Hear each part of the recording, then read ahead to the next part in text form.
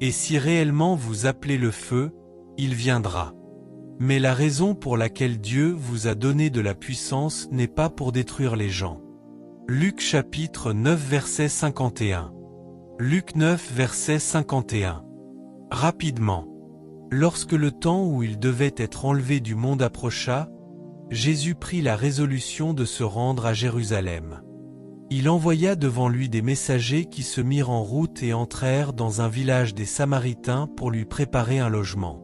Mais les habitants ne le reçurent pas, parce qu'il se dirigeait vers Jérusalem.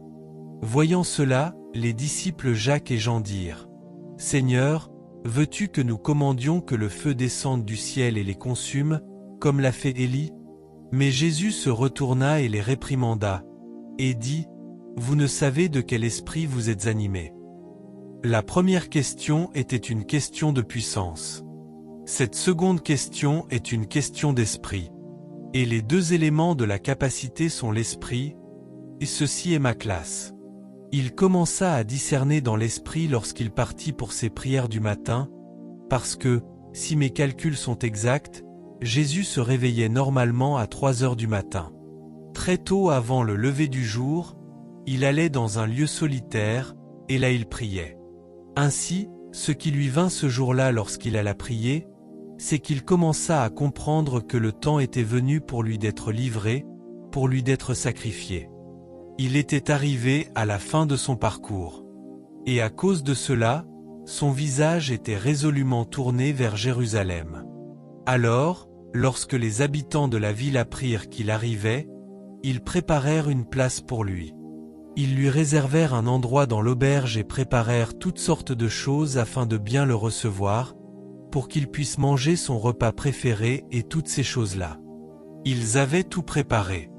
Mais lorsqu'il arriva, ils dirent : « Très bien, nous avons préparé une place pour toi. » Il répondit : « Je vais à Jérusalem. » Ils dirent : « Ton meilleur repas est prêt. » Il répondit : « Je vais à Jérusalem. » Ils ajoutèrent : « Ce chef que tu avais tant apprécié la dernière fois, nous l'avons fait sortir de sa retraite. Il était déjà à la retraite. Nous avons dû le faire revenir pour préparer ton précieux repas. » Mais il répondit : « Je vais à Jérusalem. » Alors les gens dirent : « Va donc. » Et soudain, Jacques et Jean, parce qu'ils étaient des étudiants de Jésus, et évidemment Jésus leur avait enseigné comment faire descendre le feu du ciel ainsi que beaucoup d'autres choses qu'ils avaient pratiquées. Mais ils n'avaient pas encore pratiqué cela, ils n'avaient pas encore vu une situation convenable pour invoquer la dimension du feu. Que le Seigneur vous donne l'intelligence. Il n'y avait jamais eu de scénario qui justifie la manifestation de cette dimension. Et si vous examinez l'Écriture, vous comprendrez qu'ils n'étaient pas dépourvus de la puissance nécessaire pour le faire. Cette capacité résidait déjà en eux. Ils cherchaient simplement une occasion. Et ils dirent : « Ah, voilà enfin le véritable cas. » Ils voulaient rester polis. Alors ils allèrent vers Jésus et dirent : « N'est-ce pas une situation appropriée pour faire descendre le feu du ciel comme Élie l'a fait ? Vous savez, le dénominateur de notre enseignement est Élie, c'est le dénominateur. Vous verrez que ce à quoi Jésus les avait exposés, c'était aux opérations de l'esprit d'Élie. Il disait : « N'est-ce pas le moment d'exercer la dimension du feu d'Élie ? » Et Jésus se retourna. Il les réprimanda d'abord par son regard. La Bible dit qu'il se retourna, les regarda et dit : « Vous ne savez de quel esprit vous êtes animés. » Cela signifie que votre esprit peut être capable de plusieurs choses. Mais si vous comprenez que les manifestations de Dieu doivent être cohérentes avec la nature de Dieu, alors vous découvrirez qu'il existe un régulateur attaché aux possibilités que Dieu vous a données. Il y a des personnes que j'ai élevées dans le ministère qui, derrière mon dos, me combattaient pendant plusieurs années. Je n'en ai maudit aucune, parce que mon travail est de bâtir. Si Dieu veut détruire quelqu'un qu'il a lui-même oint, je pense que cela le regarde. Quant à moi, je continuerai de bâtir. Ce n'est pas chaque disciple que vous formez qui restera fidèle. Certains conspireront avec vos ennemis. Ils chercheront des occasions pour vous détruire, vous et votre famille. Les personnes sur lesquelles j'ai le plus déversé mon amour ont été les plus traîtres dans mon expérience. Et vous pourriez penser que cela constitue une justification pour faire descendre le feu. Et si réellement vous appelez le feu, il viendra. Mais la raison pour laquelle Dieu vous a donné de la puissance n'est pas pour détruire les gens. Jésus aurait pu détruire tous ceux qui se trouvaient autour de la croix. Il a dit, « Il est en mon pouvoir d'invoquer 12 légions d'anges pour régler cette situation, mais pardonne-leur. » Pourquoi ? Parce qu'il ne fonctionnait pas selon la disponibilité de la puissance, mais selon la nature de Dieu. Il disait, « Vous ne comprenez pas. Il y a des gens qui m'insultent, des fils qui m'insultent, mais qui ont encore besoin de mon nom pour obtenir des invitations. Alors ils vont mentir en utilisant mon nom afin d'obtenir des endroits où prêcher. Pourtant, ils m'insultent. Certains d'entre eux sont déjà partis, mais continuent de mentir aux gens en disant qu'ils sont encore sous mon autorité afin d'obtenir des invitations. Et je le sais, parce que les gens m'appellent et disent « Et, il y a ici un jeune homme. Et si je montais en chair pour déclarer « Je ne connais pas cette personne », les portes se fermeraient devant eux, au moins aussi longtemps que je serai vivant. Mais je ne le ferai jamais, parce que mon travail n'est pas de détruire. Je suis appelé à guérir. L'état de votre cœur et la manière dont vous voulez conduire votre vie devant le Seigneur, ce sera votre propre histoire. Mais mon travail consiste à bâtir. Et aucun être humain ne peut me faire changer de mission, au point où je passerai de bâtisseur à destructeur. Et je vous assure que j'ai ce feu qui descend du ciel. Je vous assure qu'il y en a en abondance. Même les gens qui servent le diable dans des profondeurs occultes le savent. Et je pourrais vous raconter quelques histoires à ce sujet. Oui, je pourrais vous en raconter plusieurs. Il y a énormément de ce feu. Celui-là agit même plus rapidement que la guérison. Je ne doute pas un instant de sa présence. Mais savez-vous de quel esprit vous êtes animés ? C'est pour cela que nous ne pouvons pas manipuler les choses profondes de Dieu. Vous tueriez tous les habitants du voisinage. Celui-ci a refusé de me saluer. Et je vous observe, vous les gens du Ghana. Beaucoup de ministres âgés et influents sont en réalité dans une pratique erronée. Quelqu'un apporte les problèmes des gens à la chair, puis se met à maudire les personnes depuis l'estrade. Si vous ne voyez pas cela dans la vie de Jésus, alors c'est une mauvaise pratique. Jésus a eu de nombreuses occasions de maudire des gens. Et pour vous montrer que ces malédictions étaient réellement puissantes et tranchantes, il a maudit un figuier simplement pour démontrer quelque chose. Il y a un mal dans votre pays. Il y a un mal dans le corps de Christ dans cette nation, et ce mal rend le prince des ténèbres qui règne sur ce territoire extrêmement puissant. Votre peuple se glorifie dans sa capacité à prononcer des malédictions amères. Au cas où quelqu'un l'ignorerait encore, Jésus fut celui qui eut probablement l'expérience la plus douloureuse avec Judas Iscariote.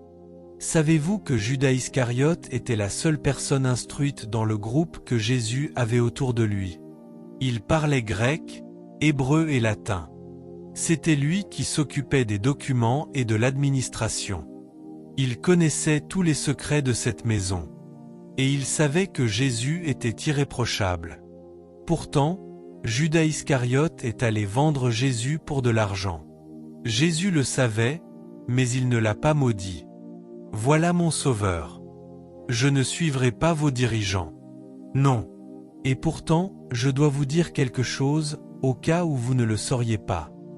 J'ai reçu de Jésus l'autorité d'apporter la correction au corps de Christ. Si vous faites ce que je fais, vous ne durerez pas. Ne le faites pas. Moi, j'ai été appelé à le faire. J'en ai la permission. Vous devriez me voir dans l'esprit.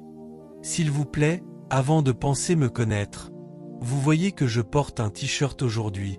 J'ai l'air simple, ne soyez pas trompés. Ainsi, un mauvais exemple a été présenté.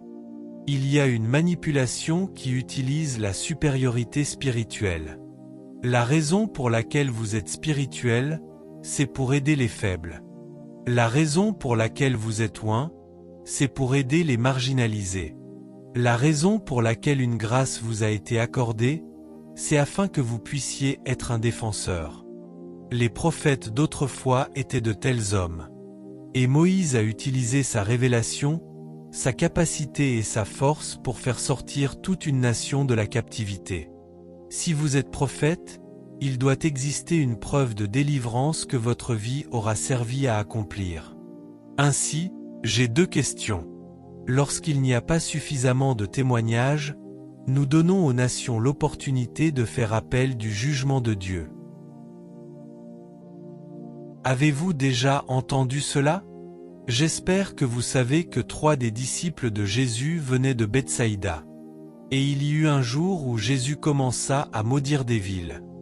Il maudit Bethsaïda. C'est une chose étrange. 3 de tes disciples viennent de Bethsaïda, et pourtant tu maudis Bethsaïda en disant: si les miracles qui ont été faits au milieu de toi avaient été accomplis à Sodome et Gomorrhe, elles se seraient repenties dans le sac et la cendre. Cela signifie que le ministère de l'eau était un témoignage incomplet. Il y avait une dimension de Dieu que l'eau n'avait pas reproduite. C'est pourquoi Dieu, dans sa nature juste, fut contraint de juger. Ainsi, ces nations ont le droit de dire: Seigneur, celui que tu nous as envoyé avait un problème dans la manière dont il accomplissait son service. Voilà un aspect. Et puis il y a un autre aspect, celui de mal représenter l'esprit. Beaucoup de ministres âgés et influents sont dans une mauvaise pratique à ce sujet. La nouvelle Église qui se lève n'a pas ces maladies. Il y a une plénitude de l'amour de Dieu révélée dans sa compassion, et nous aurons besoin d'en boire profondément afin de pouvoir gérer de hautes dimensions d'autorité dans le monde spirituel. Sinon, vous tueriez tout le monde. Il y avait un homme dans notre nation. Son nom était Benson Idaoussa. Et il lui avait été donné un genre de puissance que l'on ne pouvait trouver que parmi les chérubins. Si cet homme se réveillait un matin et disait « Tu ne verras pas les 5 prochains jours », cela arriverait. Non pas parce que Dieu le lui avait dit, mais parce qu'il possédait une autorité à ce niveau-là. J'espère que vous savez qu'il a changé l'un de vos présidents. Il disait « oui ». On ne lui disait pas non. Ne dites pas non. Il y avait quelque chose sur lui.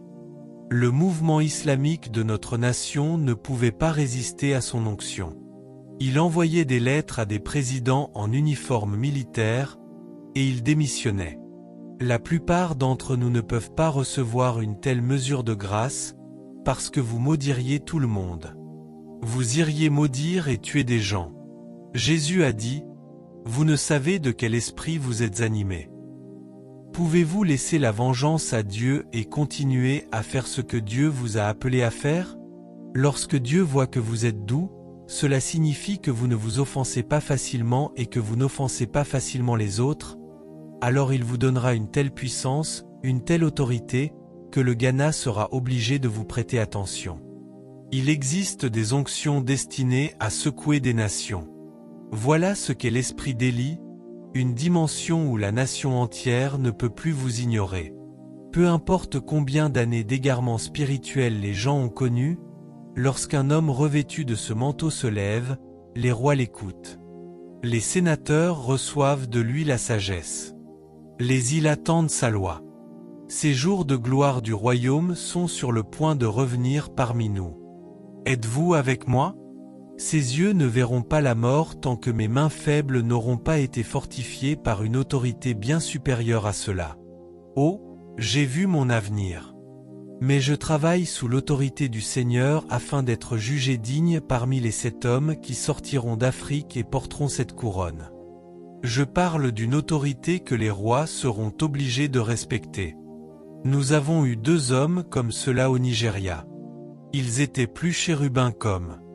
Même les personnes qu'ils avaient maudites avant leur mort ont encore aujourd'hui une lignée sous la malédiction. Je parle d'un homme, Benson Idaoussa, à qui une si grande grâce avait été donnée. Et j'ai rencontré le ministre de musique qui chantait habituellement avant qu'il prêche à Benin City. Il m'a dit que les plus grandes œuvres de cet homme, les plus extraordinaires, n'avaient jamais été filmées. Il les avait vues de ses propres yeux. Il se rendait à une croisade lorsqu'un câble électrique tomba et électrocuta 6 personnes.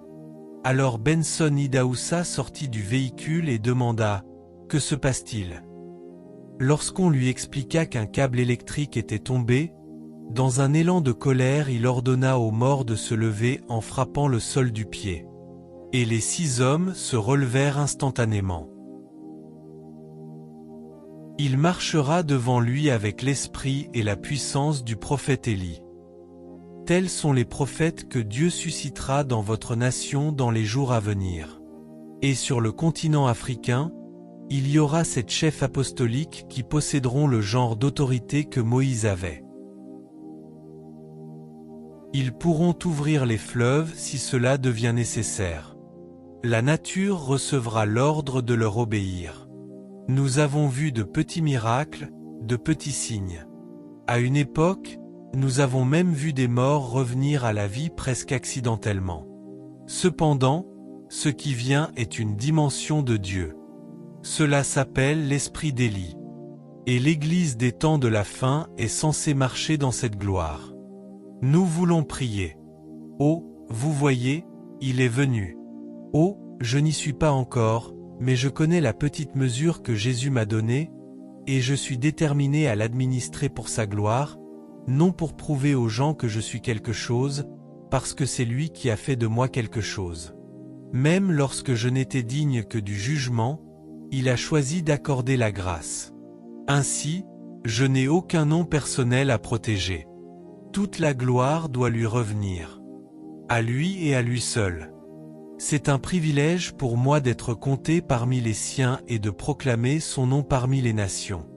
Je sais ce qu'il m'a donné et je sais ce que je suis destiné à porter. Mais dans les jours à venir, la même mesure de grâce qui reposait sur Élie sera portée par des hommes qui marcheront sous le poids de cette gloire. Nous voulons prier seulement 2 sujets de prière ici. 2 sujets de prière. Votre vie manque-t-elle de puissance ? Si l'on examinait la question de la puissance dans votre vie, et qu'il y avait un problème à ce niveau, vous pouvez parler à Dieu maintenant. Dites, « Seigneur, je n'ai pas maximisé la mesure que tu m'as donnée. Je vis dans l'insuffisance.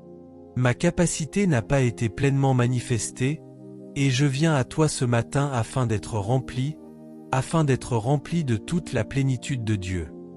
Ô mon Dieu, j'ai besoin d'être rempli de toute la plénitude de Dieu, au nom de Jésus. Écoutez-moi. Écoutez.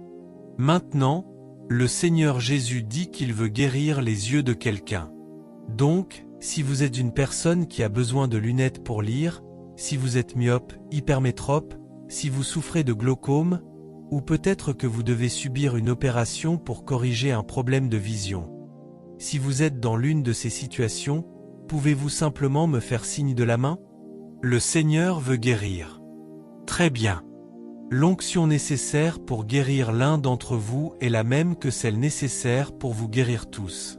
Que vous le croyiez ou non, des personnes seront guéries.